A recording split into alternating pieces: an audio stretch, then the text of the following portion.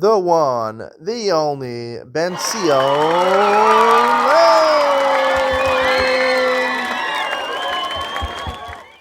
Afternoon and welcome to Yeshiva YouTube. Just after as we continue Mesachas Gittin, we're nearing the end of Mesachas Gittin, Daf Ayin Ches, number 78. Let's start from the top of Ayin Chet and Aleph, the third line. Afilu hu ima b'mita, even if she's with him in the bed. Right, we're talking about the previous mission discussed throwing a get to your wife when she's in the house with you. In your house, it doesn't really work. Amarava. Lo shana mita shalo. It's only talking about it if they're in the bed that belonged to him. Avav mita shala. Like we explained yesterday, it's possible that a woman could have possessions. If someone gave her a bed as a gift and said, "I don't want your husband to have rishos over," she has her own bed. Migoreshes. It does work. Tanya na mihachi. We'll learn a brayso like that. Relezer omer b'mita shalo and migoreshes. Mita shala migoreshes. If it's her bed, it does work. B'mita shala migoreshes. The Gemara has a question on that. Why should it work? Caleb shalokeach b'jos mocharu. So Machlokes Mesachas Baba Basra, if you put your kalim, your utensils, your buckets or whatever, the bikon is something, but you put it in someone else's store, right? So it's his store, are you kona it when it goes into your kalim, right? So this is assuming, right, her bed is in the man's house. So this would shmas mina, we'd prove from here, kalim shalokech, we're just mochar kana. If it works, obviously it's a proof to one side of that Machlokes that it should work. So we're talking about where the bed is 10 tvachim high. It's a rishus b'fnei atzma. Once something's 10 tvachim high, it becomes its own rishus. It's not subordinate to the ground. Va'iko makom karai, but you have the legs of the bed which reach the floor. So the Gemara answers that makom karai lo kapti inshi. People aren't concerned about small foots of the bed in their space, so therefore the husband is not makbid on those feet of the bed. So therefore it's above 10 tvachim, then it works according to all the opinions. The Mishnah says if you throw it into her lap or you throw it into her weaving basket, it's a gerish and amai. Again, the Gemara questions her sewing basket. How does that work? Presumably she's in the house of the husband. You threw it in her kelim. It's talking about where her basket was tied to her. It's not on the floor.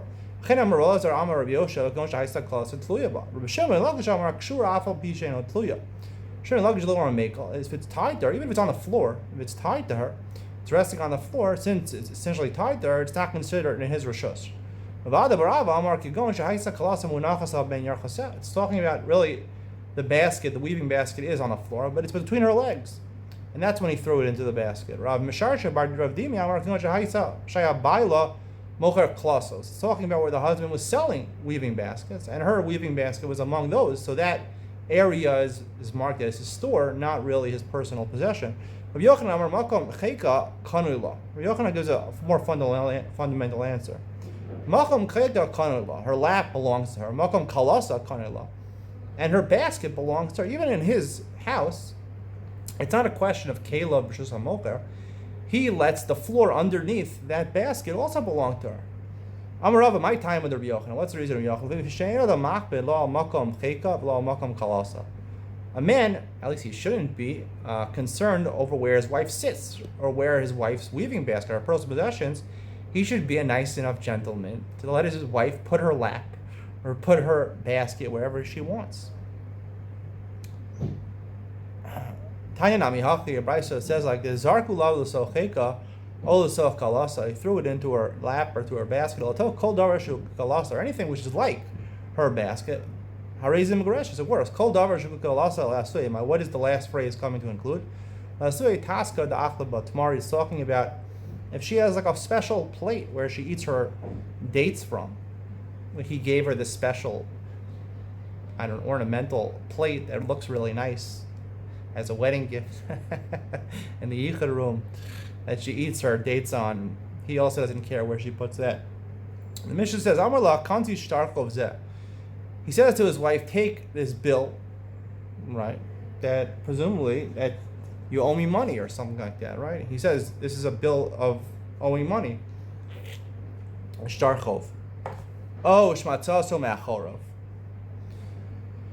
Or she finds it behind him. The Korah Gita, when he hands it to her, right, he takes it from behind him, or he gives her the shtarchov, but he called it a shtarchov, and it happens not to be a shtarchov. is actually a get. Ain't no get. It's not a good get. Achi omer la hagitech. Until he says the words hagitech, once he says those words, doesn't have to take it back and give it again. Once he says those words, we'll see it's a machlokas in the Gemara. That's good enough. Nasan biyada, but he is shena. He gives it to her hand, but she's sleeping. Naora, and then she wakes up. Kora v'hari yugita. She reads it and it's her get. Ain't no get. It's not a good get. She wasn't awake when she got it. Achi omer la hagitech. However, he could fix that by just saying when she wakes up, this is your get. The Gemara says, Ki omer la hagitech my havi. Havale tligitech ma'agabe karga. The fact that what? He gives it to her. He says hagitech, right? All these three cases in the Mishnah, he gives it to her when she's sleeping, he gives it to her, he tells her to shtarchov, or he sort of says, take it from behind me. We'll see the case in the Gemara. She didn't anticipate a get, right? Right? She's taking, it has to be v'nasan biyad. He has to place it into her hand. By the time he says hagitech, she's taking it herself. If he places the get on the floor and says, go pick it up, that's not v'nasan biyada. It has to do with nasan biyada. So the Gemara says that the middle case, which was talking about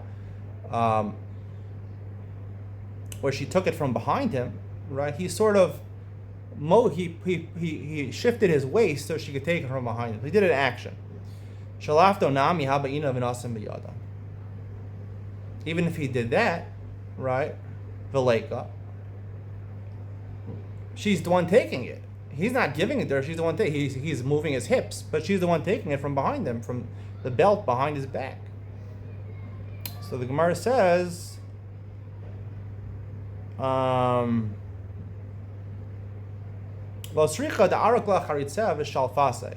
basically he loosened his belt, and by loosening his belt and shifting his hips, the get fell into her hand. So he did the action. He did an Amrullah.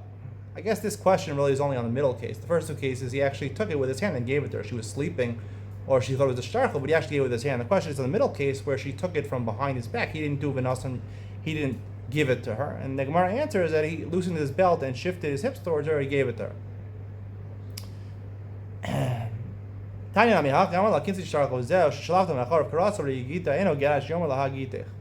Did Rebbe, you see our Bryce like Rebbe says, which is basically echoes our Mishnah. Until he says Hagitech, Rosh Hashanah Omer la Olam Eino Get Achi Yizlenu Hemano V'Yichzar V'Yitnenu Lo V'Yomer La Hagitech. Rosh Hashanah argues on the Mishnah. In all these cases in the Mishnah, you have to do it again, right? He gave it to her when she was sleeping. He gave it to her as a shtarchel. Take it back and give it again. And then when you give it again, say this is your get. Nasta V'Yada V'Yishena Na'ora V'Kora V'Yigita Eino Get Achi La Hagitech. Divrei Rabbi Shimon Elazar Omer Ashi Lenu Himana V'Yachzer V'Nen Allah V'Yomer La Hagitech. Same machlokas about the case, the third case in the Mishnah where she gives it where she's sleeping. Right? They argue about both the first and the third case. The first case is when he gives it to her to shtarchel, and they also argue about the case where he gives it to her when she's sleeping. And then, right, according to Shimon Elazar, you have to take it back and give it to her again. You have to do an asina when she knows, when has dash, she mentally knows what's going on. According to Shimon Elazar, you need that. According to Rebbe, you don't need that. We paskin like Rebbe because you don't need the woman's das by get. You just have to alert her that it's a get, so she at least knows she's divorced. The sricha. Why did Rebbe and Shimon Elazar have to argue in both cases? The itmar b'hak kamaisa. We just said about the first machlokes about giving it to her as a shtarchel. But he come on Rebbe mishum de basi gerushi. Because at that time when he gave it to her, she was mentally competent. You could affect Gerushin at that point. Aval not the other when she's sleeping, the lab basik rushi. You can't give it to a woman when she's sleeping, right? Because she's not really awake; she's half dead. You might think that Rebbe would agree to Shimon Elazar. You have to take it back and give it again. If you just said in the other case, in the third case about Yeshena, that's where Shimon Elazar said you have to take it back and give it again. The first case where he gives it to her when she's cognizant, mentally cognizant, she thought it was something else. Rebbe might agree to Rebbe that you don't have to take it back and give it again. Therefore, it was necessary to say the machlokas in both places. I'm a Rava. Kasav lagev nasna biyad abda. He took a get and he put it in the hand of her eved. She has her personal eved. Yashan, if the eved is sleeping, umsham raso, and she's able to watch it, he's sleeping, so she can watch the get, even though she didn't get into his hands. It's in the evidence, the raise that get, it's a get because it's like putting it in her chatzar. Her evid is like her chatzar, or bias. and she's shomer. She that we learn she has to be next to it that she can watch it. Neor, however, the Eved is awake, ain't no get. She can't control what the Eved does. He can run away. So she can't control that, so therefore it's not a get. Yashin Hashem Rasa raise a get. So the Gemara questions, if he's sleeping and she can watch it, it's a get. Amai, Chatzer Malachasi. He might be a Chatzer, right? It's her possession, but he could walk. The Chatzer Malachas Lakana. We have a rule in shots. Chatzer that's moving can't act as a Chatzer. But Yashin Shiny. Maybe they'll tell me when he's sleeping, he's not called a Chatzer Ma'alechas, he's a Chatzer that's not moving. Anything that has the potential to walk, even if currently it's not walking, it's sitting or standing, you're also not kona. Therefore, he wakes up, he can move. The Marisa V'Hilchas Halacha is Bekafos. The case the Brisa was talking about is where the Eved was tied down. He's sleeping and tied down. So if he wanted to get up, he would never be able to move. So therefore, it would work if he's tied down where he can't move. The Mishnah says, Haisal Medes Rosh Hashanah. She was standing in Rosh Hashanah, public domain. Zarku La Karov La. He throws it to her, close to her, Megoreshes. We'll see, the Gemara will define what does it mean close to her. Megoresh is divorce. Karov Lo, if it's closer to him, ain't a Megoresha. It's not a Gerusha. Mechsal Mechsa, it's exactly halfway between the two. Megoreshes ain't Megoresha. It's a Safek Gerusha. V'cheli and Kedushin, the same thing applies by Kedushin. V'cheli and Chov, and the same thing applies by paying back a loan. For example, Amar Lo Bal Chovo is Rokli Chovi. The creditor said to the lender, throw me the money. V'zarku Lo, and he threw it to him. Karov Lamal V'zacha. If he threw it close to the creditor, so he was Zocha. Zacha Malva. The Malva has the money, and the debt is paid off. If it gets lost after that, he's responsible. Karav Lelova, if it's close to the Lova, Halova Chayav. The Lova has not yet paid his debt off. Mechsal, Mechsa, Shneim Yachloko. It's exactly in between. Both of them divide up the money or the loss equally if it's lost or destroyed, so both of them divide the loss evenly. The Gemara says, Hechidami Karav La, Hechidami Karav La. What's the different definition of close to her and close to him? Amar Rav says, Arba Amos Shala, Zeo Karav La. It's Kinyan Dalet Amos. We'll learn in Mesechus Bava B'tzia. We'll get there eventually. It talks about Kinyan Dalet Amos. Your Dalet Amos. Mesechus Shabbos. Eruvin, they talk about your Dalet Amos belong to you. So if it's within her Dalet Amos, that's called Karav La. Arba Amos Shalo. It's within his 4 Amos. Zeo Karav La. That's considered close to him. It's not a gerushin. Echidabi Mechsal Mechsa. Echidabi Mechsal Mechsa. Outside.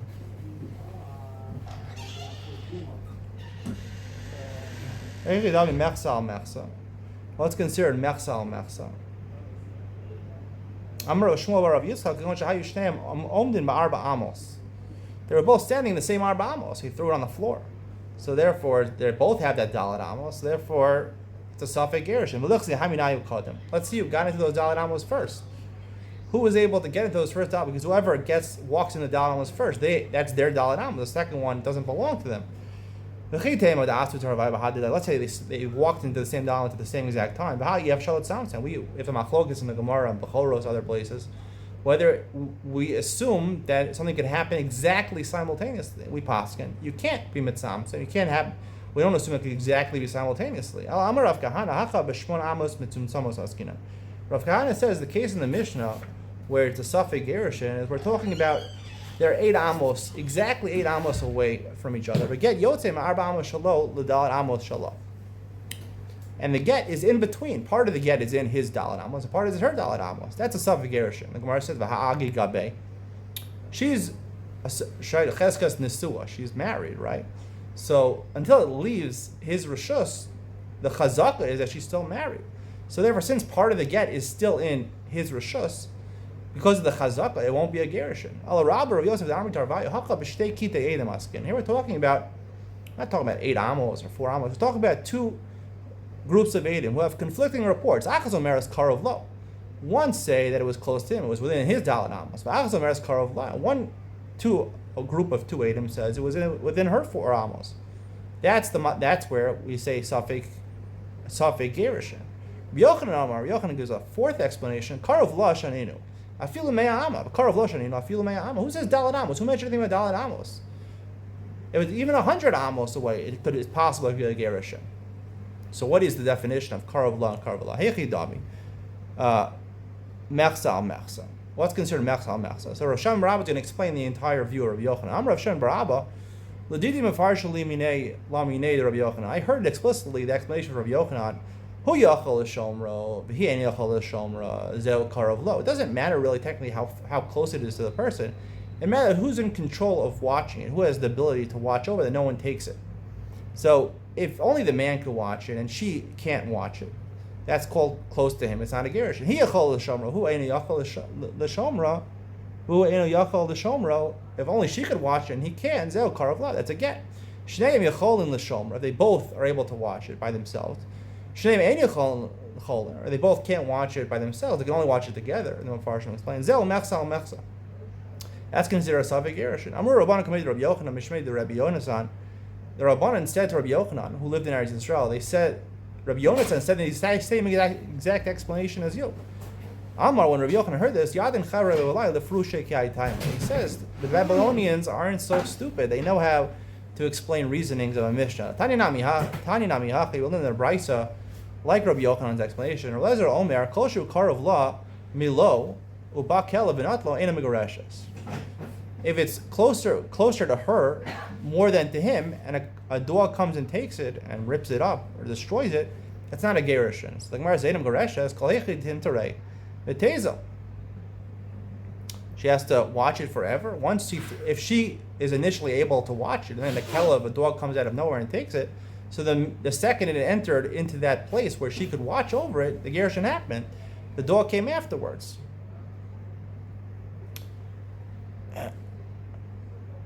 Elalav hakikam. What does the Brisa mean? Kol shekarov la milo v'ilu ba'kel v'natlo hu yachol l'shomra v'hi en yachol l'shomra.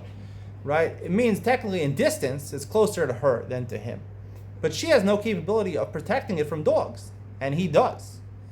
Eina megoresha is not a gerushin because she can't watch over it. Amalei Shmuel Rav Yehuda. Shmuel said Rav Yehuda shinena, sharp one. Kadesh tashuach v'titlenu. He is more machmir. Says it has to be close enough to her, maybe even Daled Amos would have warned to Shmuel, that it has to be basically that she'll be able to bend down and pick it up. But he told him, you should not officiate and say it's a good gerushin. She has to actually, he has to throw it to her and she has to actually pick it up. Amalei Rav Mordechai Rav Ashi, have a uvda hachi. Mordechai to Rav Ashi, there was an incident that happened like this, that it was right next to her legs, but she did not pick it up. And because of what Shmuel said, that you shouldn't do a maisa, you shouldn't say it's a complete gerushin until she actually picks it up, right? Before she picked it up, someone destroyed her. She didn't have a chance to pick it up. So therefore, she needs to do a chalitza. It's a safek gerushin, a safek gerushin, the chumrah. And therefore, if it's a case of yibam, where the husband dies with no children and leaves over a brother, do chalitza, not yibam. The Mishnah continues, the same halacha by Gittin applies to kedushin. Amar Ravasi Rabbi Yochanan the Gittin Amru v'lo davaracha. Ravasi says to the name of Rabbi Yochanan, what they said about karov law or karov law, that was only by gerushin.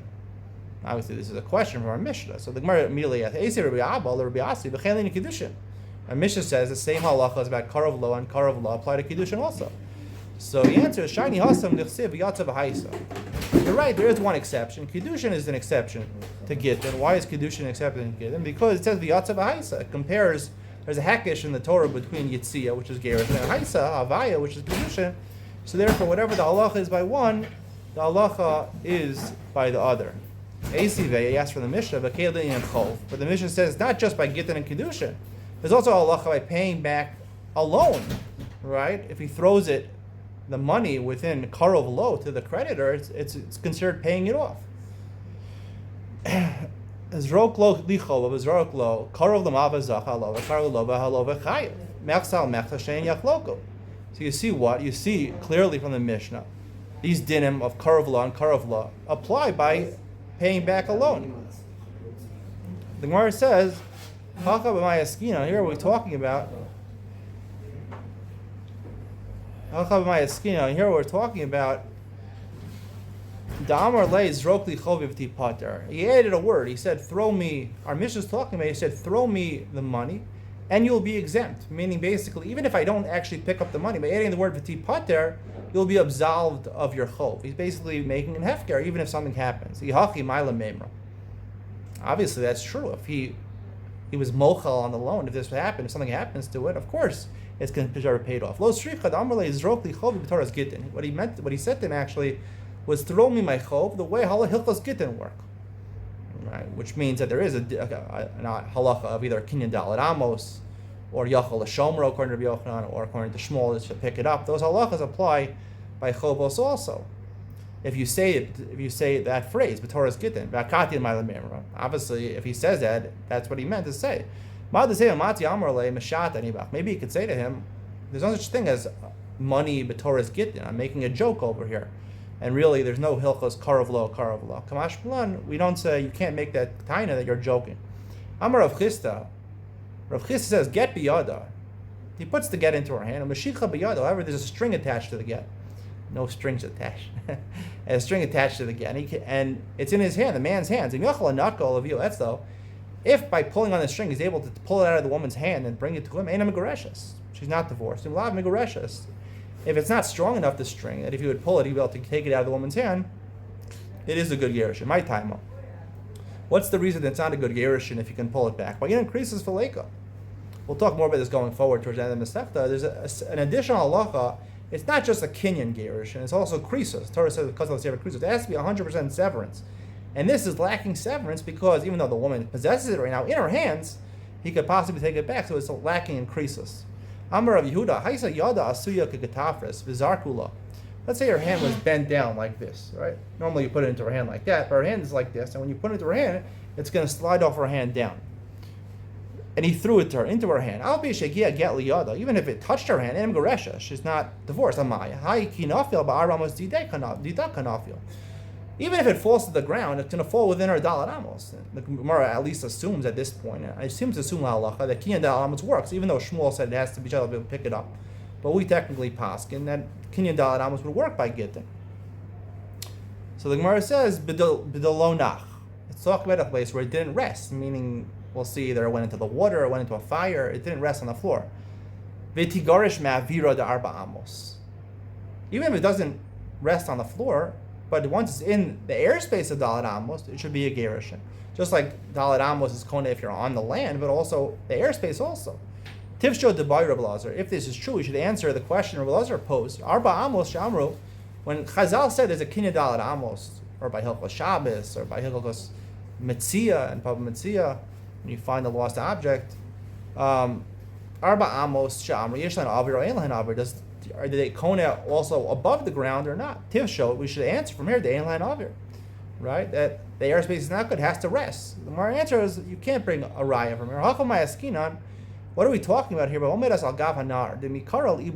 we're talking about they're each standing on the bank of a river or a stream, and he throws it over the stream, and her hand is bent downwards. And when it's sliding out of her hand, even though it's in the airspace of Dalet Amos, and even though you want to say normally airspace of Dalet Amos could work, since it's about to go into the water and get ruined, so therefore the airspace in that case wouldn't work, because airspace, there's a concept in Chazal, kol omid, something that's imminent to happen is like it already happened, and therefore it was never in the airspace to begin with, because it's going to be destroyed, and therefore you can't resolve the question from here.